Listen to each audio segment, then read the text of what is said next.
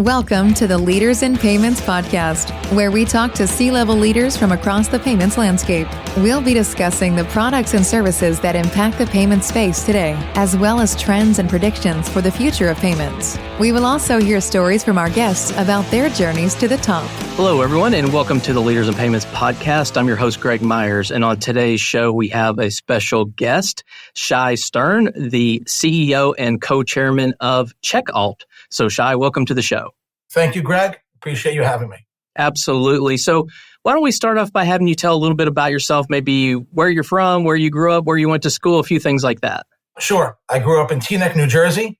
My wife is from Brooklyn. We're married almost 29 years. Big Jewish family, have 6 children, another grandchild on the way. Very, very blessed, a grandson of Holocaust survivors, and went to yeshiva my whole life, went to Yeshiva University, did not finish college. Started my career working at American Stock Transfer and Trust Company. Well, the truth is I started my career working for my father and grandfather in the jewelry business. A lot of wonderful stories and experiences there. But after becoming an adult and being married, having to support my family, I began my career working at American Stock Transfer and Trust Company. And then the career evolved, and I'm delighted to share whatever parts you would like me to speak about or parts you would not like me to speak about. All right. Well, let's talk about the current company, CheckAlt. So tell the audience what CheckAlt does. CheckAlt provide payments solutions to banks, fintechs, credit unions, and corporations. What that means is that we recognized now a decade ago that the consumer to business and the business to business payments landscape is going to explode, and who's going to manage a lot of it is going to become somewhat complicated and somewhat the Wild West with a tremendous amount of needs. And our thesis was that checks are not going to die. They're still going to be very, very prevalent. And the one who provides the complicated, difficult, annoying, nobody wants to do this kind of work, checks as a service solutions, is the one that will be able to have the seat at the table to provide then what's needed as payments, software, and APIs. So that is how we began our journey now in 2014. Okay. And you mentioned it, and I think it's something that everyone in the audience is going to wonder is like, aren't checks dead? Why should fintechs and banks and financial institutions care about checks? I love the question. And there are those who ask the question, what were you thinking by naming your company CheckAlt? Now you're forever pegged as a check company. You should change the name of your company. And I stay pretty firm in that the company was called CheckAlt because checks are the moat and alt is everything else they were able to go ahead and to do. You see, when you look at today's environment and you look at 24, for example, there's still 10 plus billion checks that are still being processed in the country. And I'm not speaking about how Target stopped accepting checks or that Uber never built their business to accept checks. We're speaking about consumer to business checks or business to business checks that are still rather prevalent. And we'll also be able to speak about the 2+ billion payments that begin online and actually drop to paper checks and get mailed there as well. So we do go ahead and we see that not only are checks being written, checks are being printed, and to the tune of, well, those bill pay checks I just alluded to, that alone was over $1 trillion annually. That was never actually written, but they were actually printed. So we were very clear in that checks were not going to go away. Checks are here still to stay. And then now in 2024, they hit the news again because check fraud became such a hot subject. And everyone is losing. All the banks are losing a lot of money. So suddenly people are like, wait 1 second. What do I need to do to still deal with these annoying pieces of paper that seem so antiquated? So there needs to be a provider. And there needs to be a provider that knows how to do it and do it well. Okay. And you mentioned fraud. So let's talk about that. What's the state of fraud in the check space today? Look, media decides what they want to focus on. So there's always going to be fraud, whether it be in payments and card, ACH-based payments or check payments. There's always going to be fraud. But in checks, it now has hit the news as a hot subject because it has exploded where folks are stealing checks. They're kiting checks. They're taking checks out of post mail box offices. They're taking things there's stuff happening out of boxes. It became such a big problem. And therefore, everyone is saying, how do we protect against it? So when they ask the question about how to protect it and who can assist us, what technology can we use to protect us, they then ask and say, but wait 1 second, who's our check provider? Are they ahead of the curve? Are they adding on these features? Are they the ones who should be protecting us? Or do we have to go out there and find another vendor? So we at CheckAlt, we're very aware that check processing is not as simple as it might sound, as taking a piece of paper, going to the bank and asking for cash in return. But it's rather complicated as to what is needed around these different check-based payments, the data around it, the deposit around it, the risk, the security, the fraud, the theft, the compliance, all of that needs to happen. Because at the end of the day is we at CheckAlt, we care about the office of the CFO, we care about the office of the treasurer, and we care about the AR department. And businesses run on receiving their cash. They need it to hit payroll and all the needs that they have. So we're incredibly focused on how do we create efficiencies and how do we enable our businesses, our clients, to sleep better at night. And you mentioned earlier billers. So are billers your main target market? And what about small businesses? So there are those who define billers and small businesses as somewhat the same. There are those who define billers as the Verizons of the world. And there are those who define small businesses as a different market. So the SMB market is a massive, massive market. Whether that's 10, 20 million SMBs that are out there, or whether there are billers like Verizon out there, we do target all of them. We have a rather large appetite, let's call it, but we have 4 target audiences that we are very focused on. Those are the banks, the credit unions, the fintechs, and the corporates. Underneath these financial institutions, these banks, we might get a Fortune 100 insurance organization, and we might get 100 or 1,000 or 10,000 SMBs out there because their needs are similar, but rather they're very, very different. And our job and our uniqueness and our strength is being able to solve for the breadth of that audience. And when we talk about small businesses, like you said, a lot of people see that as a segment in and of itself. And in the payments world, it's typically served by ISOs and software companies. How do you look at small businesses? How do you serve small businesses differently? When you look at small businesses are the ones who get the most checks. They get a tremendous amount of checks, and small businesses are the ones who need their cash that much faster. If you go to a small business and say, if you have a choice to receive a check in the mail or to pay 3% to American Express or Visa or MasterCard, they would all day say, give me the credit card so I have the money today. I got payroll, I got to pay bills, I got whatever the needs are that they have. I got to sponsor a conference. Whatever the needs are that SMBs have, they run their business very, very tight on cash. So we have to offer solutions that get them their money as quickly as possible. So it's not only about can they get a check scanner, but the most important thing is I'll give you a phenomenal 2 use cases. Let's think about a small business that has folks in the field technicians. It could be a plumbing organization. It could be a tutoring organization. It could be insurance organizations that have field technicians or guys in the field that are picking up payments, or they're signing and they're receiving a payment. 50% of those payments are check-based payments. So when they're 50% of the payments, historically what these guys do is these organizations have the folks who are receiving the checks take the checks and give them directions as to put them all in an envelope and FedEx them to the corporate headquarters, whatever, go to a local branch, figure it out. And there's delays of receiving their payments and things get lost. It happens. We said, well, there can be an API that sits within this business application then to capture the check and create a deposit and sign off that they actually completed the task within their business application. The reason why that's unique, Greg, is that if you go into mobile banking and RDC, remote deposit capture, and mobile banking, you have to give access to the entire mobile banking experience to that field technician. No business, no CFO is going to give access to 100 or 50 or 25 or 10 field technicians in the street. That's never going to happen. So we created this beautiful API that says there's a couple of lines of code in your business application. We can capture it. We can complete the task. We can effectuate the deposit. It's very powerful. It has a lot of great use case, a lot of great value for SMBs.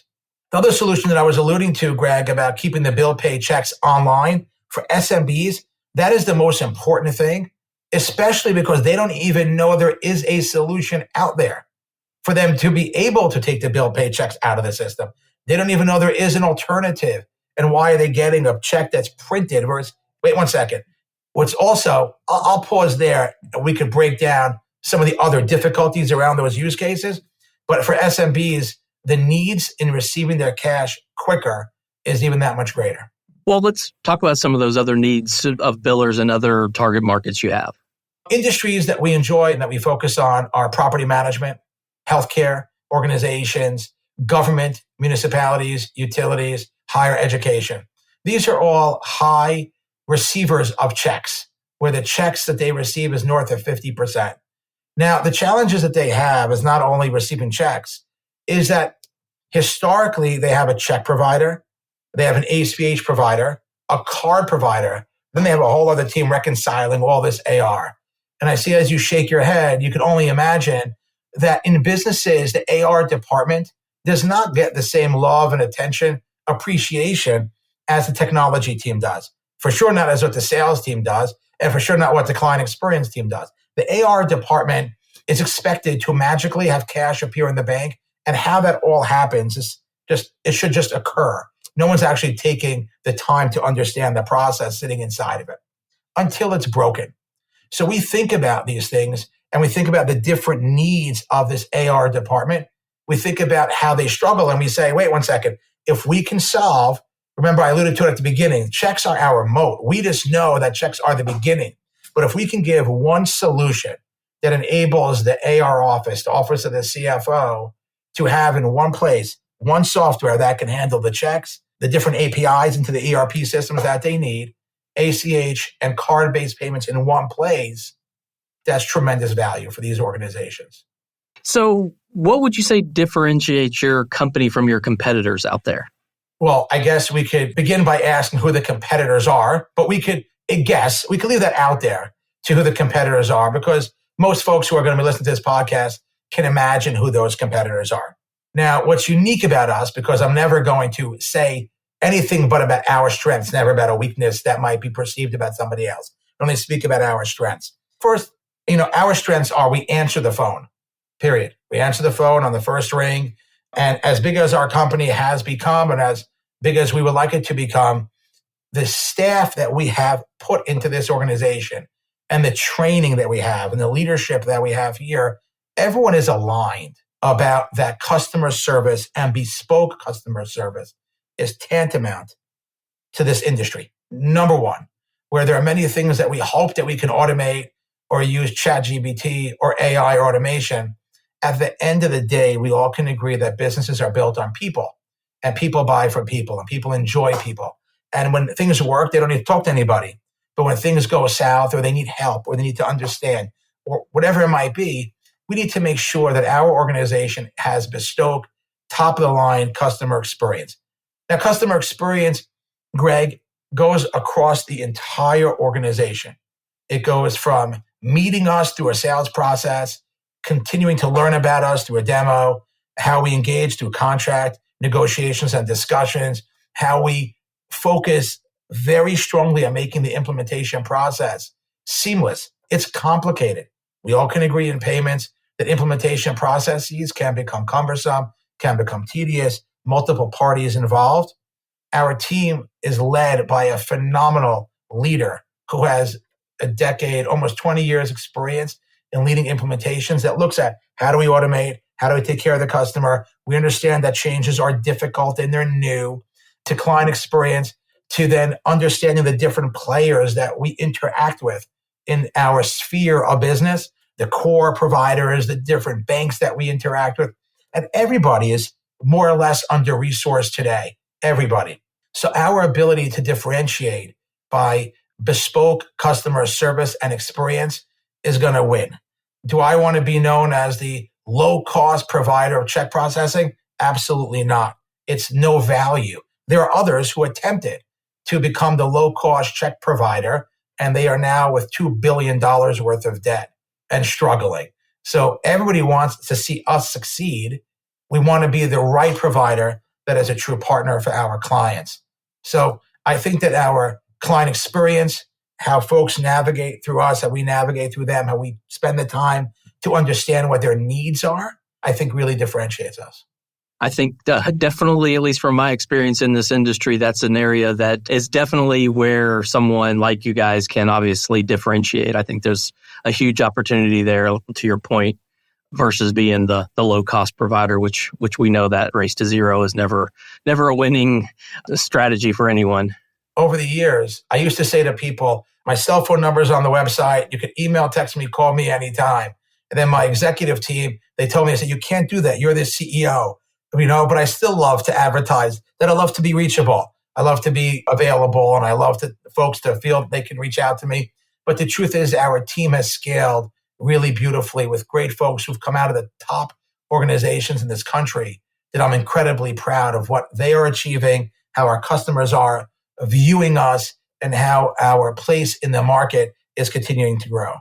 So when you step back and look at the payments, fintech industry, take a broader view, where do you think it's all headed, say, maybe the next 3 to 5 years? Oh, goodness. There's a lot of elements in the payments and fintech industry. So I want to focus on the element that applies to my business. I'm not an expert in crypto. I'm not an expert in AI. And I'm not an expert even in my business. I wouldn't consider myself an expert. I'm just trying to build a business and do good by our clients. I think that I stand by my thesis and our thesis that checks are not going to disappear. I started my career building a company called Vintage Filings that was in the SEC filing and financial print space.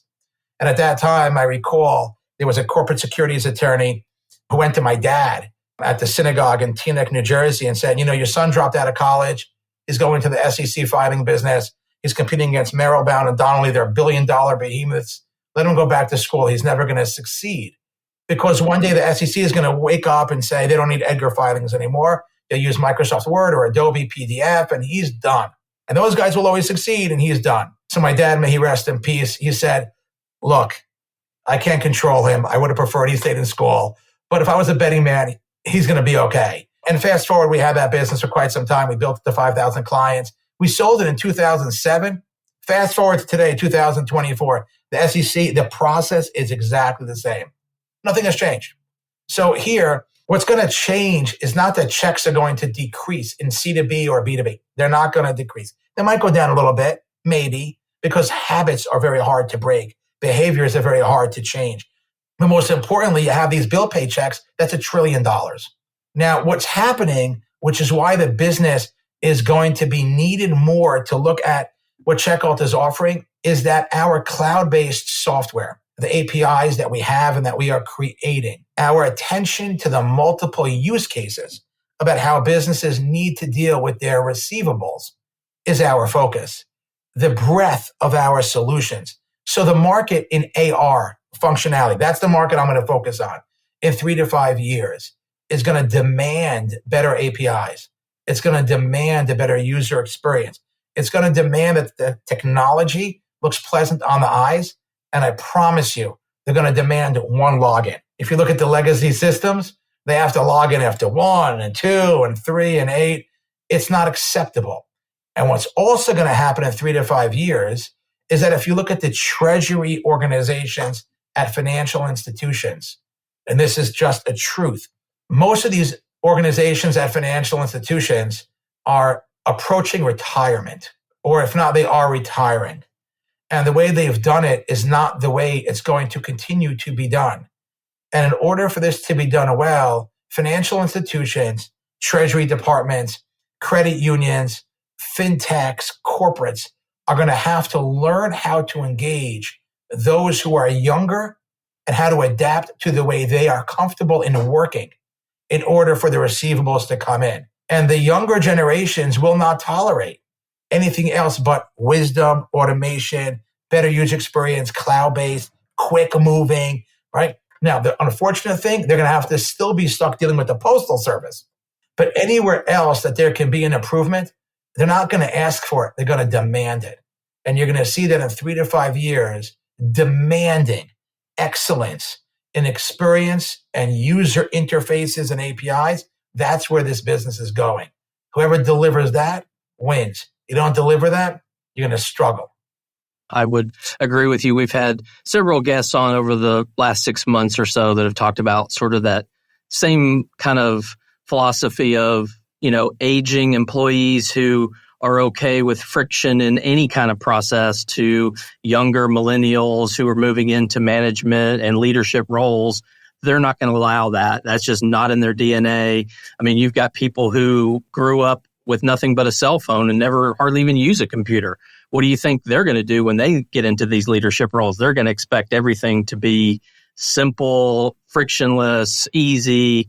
I mean, I think that you kind of hit the nail on the head there. Let's switch gears a little bit and talk about you. You talked a little bit about your sort of first job, but maybe fill in the gaps between then and when CheckAlt came to be.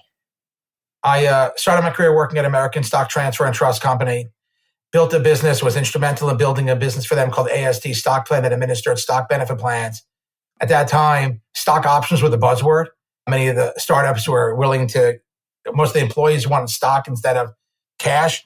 So I was traveling from New York to San Francisco every other week, and I made a baseball cap that said stock options. And inevitably, I was sitting next to somebody who was a CFO or general counsel or a banker or an attorney going back and forth between New York and the West Coast. And I always picked up business. So after 500 clients of growth, that business was sold to Citigroup. All light bulbs went off.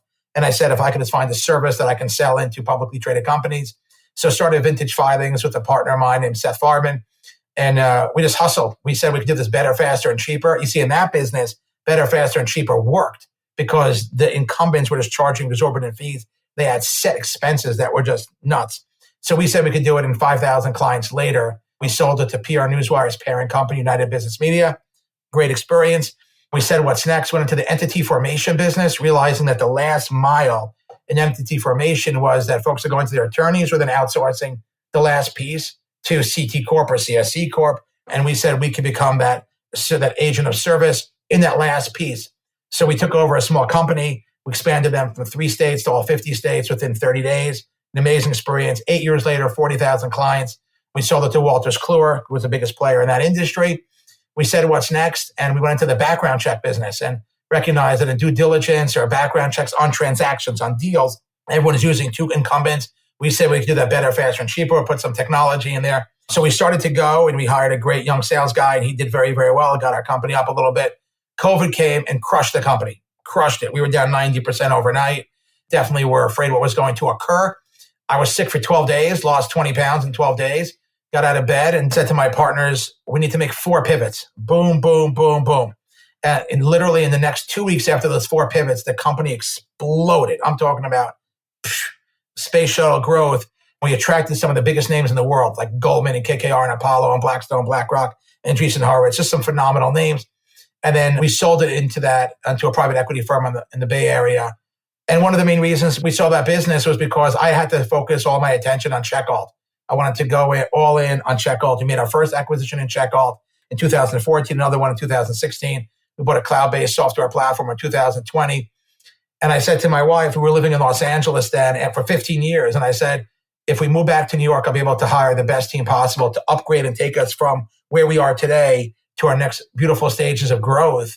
But we need the best team and to be back in New York. So came back to New York 3 years ago, put together an amazing, amazing team that I'm really proud of. First time in my career that I not only have partners, but real colleagues who are just beautifully talented in every element in every area of the business for us to really excel, take care of our clients, and to seize the opportunity in the marketplace. So that's my story and feel very, very blessed to be here with you. And thank you, Mia, for setting this up. But that's so far my journey and looking forward to continuing it. No, thank you for sharing that. I really appreciate it. So what are some things you're passionate about? So maybe one work-related passion and one personal passion. I love my employees and I love my clients. And I love being available to them. So I'm not one who turns off his phone except for Shabbos. I'm an observant Jew. So besides some Jewish holidays and the weekends, I don't turn off my phone. And I really hope that folks know they can reach me. And I care deeply about them and their well-being and their success. So that is the work part of it that I think is the most important thing to me is the folks at CheckAlt and our clients. And I've had just some phenomenally blessed experiences with both employees and clients and being able to cultivate some wonderful relationships. On a personal level, I do love my family very, very deeply. And my wife and my children, grandchildren are incredibly important to me. My community is very important to me. And I'm a staunch supporter of Israel. I'm a grandson of Holocaust survivors.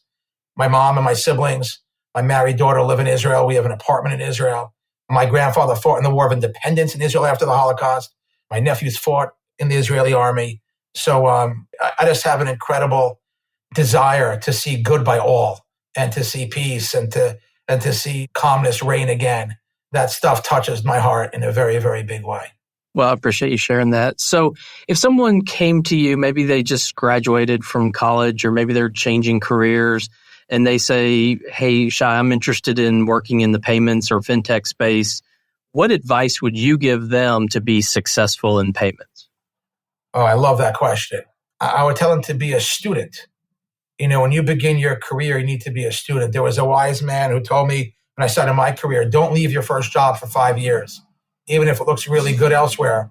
As long as you are there and you're learning and you have the attention of the executives there in the company and people are helping you learn skills and tools and industry knowledge, don't pick up your head, stay there. It's really, really important that folks today understand the importance of learning.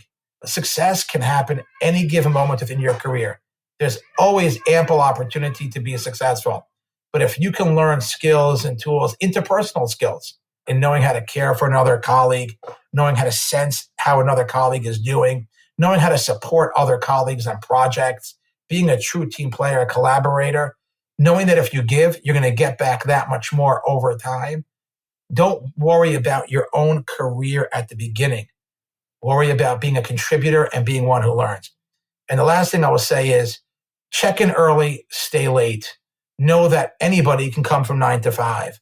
There was Westwood One was the radio station that ended up becoming worth billions of dollars, that radio conglomerate. They asked the CEO one time, how did you go ahead and win versus your competitors? And he said very simply, in a day where there were offices, but today where people can check in all the time, he said, I made myself present just to drop earlier and a drop later. My competitors, if they left the office at 5, I stayed till 7 or 5:30 or 6, just a little bit. And he goes, I came in a drop earlier because if that phone call came in, I answered it. So my advice is work. Work really works. It does pay off. And if you look at all the greatest success stories in business, in sports, in life, it's all those who put in the effort. No free rides. So learn and work and always do good by everybody. That's great advice. Maybe the best I've heard in a long, long time, that's for sure. So, Shai, we're coming to the close of the show. It's been an amazing conversation. Just want to make sure we've covered everything. Is there anything else you'd like to cover before we wrap up? I'd like to tell you a story about my grandfather. Amazing story. It was a life lesson for me. I've shared it at CheckAlt and my children know it. And the more I get to share it, I think it helps a lot of folks. So as I mentioned, my grandfather was a Holocaust survivor. He ended up, all four of my grandparents were, but this grandfather, he ended up going to Israel. And after getting settled, him and my grandmother became farmers. And I guess you weren't expecting to hear that, Greg. But here I was, a Jersey kid, and my grandparents were farmers in Israel. Not all the way up north where it's very dangerous today, but on the way up north, let's call it. Probably 2 hours to the border. So not, in a good, near the town of Netanya. And they were farmers, and included in their farming, they had avocados and oranges and grapefruits and clementines. And they at one point had hundreds of chickens. This is an incredible story. They had hundreds and hundreds of chickens. And as a kid from Jersey, we were spoiled. We went to Israel twice a year to visit my grandparents. It's an amazing treat. But going to my grandparents meant, think a little bit about Little House on the Prairie. We had chores. We had to go to prayers in the morning, early in the morning. And then before breakfast, we had to go feed the chickens and collect the eggs. That was the chore. But being a kid from Jersey, I thought it was the coolest thing ever, getting to work with my grandfather and doing this. So the way my grandfather's business was that his business was you'd have to collect the eggs on a gray tray. And after you collected them all, he would then weigh each one and then write in a pencil on each egg how much it weighed. And then a man would come a couple hours later and take the stack of trays and paid him for these eggs. He was the original wholesaler of eggs that ended up then in grocery stores or supermarkets. My grandfather would tell me, if you break an egg, just know that you're taking money out of my pocket. So when you collect the eggs, Greg, right? You collect the eggs, you break it, you're taking money out of my pocket. It's my livelihood. So the rule was that if you break it, you got to eat it. Meaning, if you break it and you crack the egg in the tray, he's teaching me at a very young age about consequences. You have to know that in life there are consequences. So here I was, maybe 9 or 10 years old, and here I am collecting eggs. And the sooner that I finish, the quicker I get to go have breakfast. My grandmother's going to make me a beautiful, grandma's got to, going to go to the kitchen and cook me up something. I'm going really fast, and the chickens are making a ruckus, right? It's probably 500, 1,000 chickens. It's loud in there. It's a big noise. And here I am going too hastily, and I crack one egg, and the yolk is in the tray. And my grandfather was 3 rows over. I thought there's no chance he's going to hear me. I'll just continue to watch it all off. But I saw his feet coming, and he just looked down, looked at me, looked at the tray, and he goes, and I had to take all the other eggs off, clean them up, and walk with the tray with the yolk in it, the walk of shame to grandma in the kitchen, turned on the frying pan, and she cooked it up. That was my meal. That was my next meal, and that was it. I learned my lesson. If you break it, you eat it. So those who are listening, consequences matter. They just do. So whatever we do for our clients, whatever we do for ourselves, we know that even in today's world where people try to say that second place receives trophies, I'm a big believer of you got to go for it. You got to really deliver the best that you can every time. And if things happen that you're not able to, it's incumbent upon us to learn how to improve at all times. And improving at all times is a great character trait. It's something that I think helps everybody grow, being able to own up to it, have broad shoulders and say, I'm sorry. And then you grow and you continue to go forward. So just wanted to share that with you as well. I guess the next logical question was, how many eggs did you break that summer? Well, you could answer that question yourself. That was the last damn egg that I broke. That was so shameful. Think about it. I turned 50. That was 40 years ago, and I still tell this story. Not only that, I literally cannot stand the smell of a fried egg anymore. Can't do it because of that moment of shame 40 years ago. I did not break any more eggs, and it wasn't because I quit. I went right back. I didn't quit. So I went right back. I learned my lesson, didn't break any more. Awesome. Well, thanks for sharing that. Well, Shai, I know your time is very valuable. I really appreciate you being here. Thank you so much. Again, really appreciate you being on the show, and thank you so much. It's an honor. Thank you, Greg. Thank you. Have a good day. Thank you. You too. And to all you listeners out there, I thank you for your time as well. And until the next story. Thank you for joining us this week on the Leaders in Payments podcast. Make sure you visit our website at leadersinpayments.com, where you can subscribe to the show and where you'll find our show notes. If you enjoyed listening, please share on your social channels as well.